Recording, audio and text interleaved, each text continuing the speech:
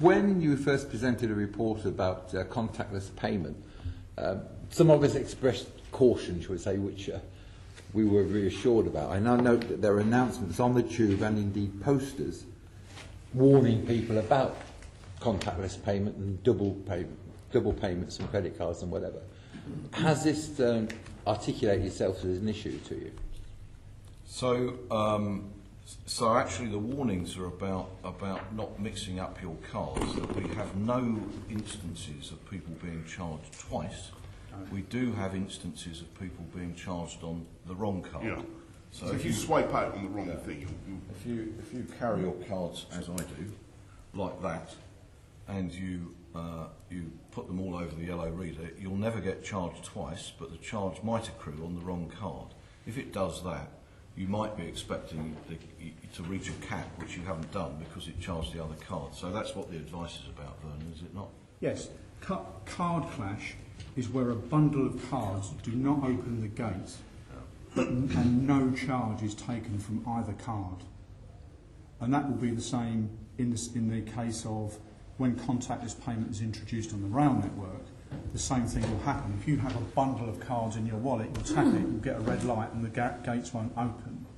That is different from the wrong card being charged. So it's a different set of things, but we want people to clearly present.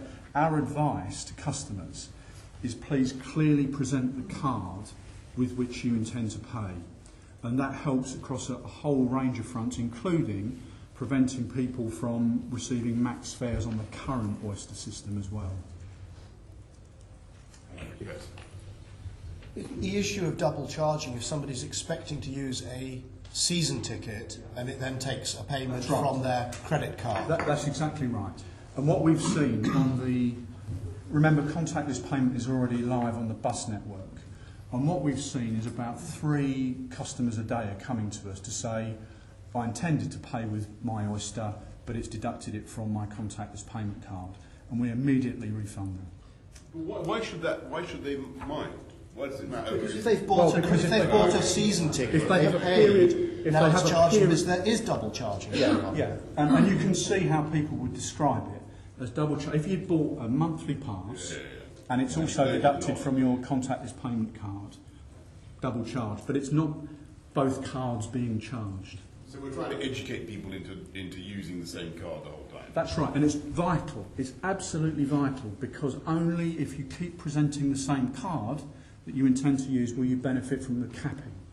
And one of the major benefits of contactless payment is the daily and weekly caps that we're going to introduce, which will make the system so much more convenient for people to use.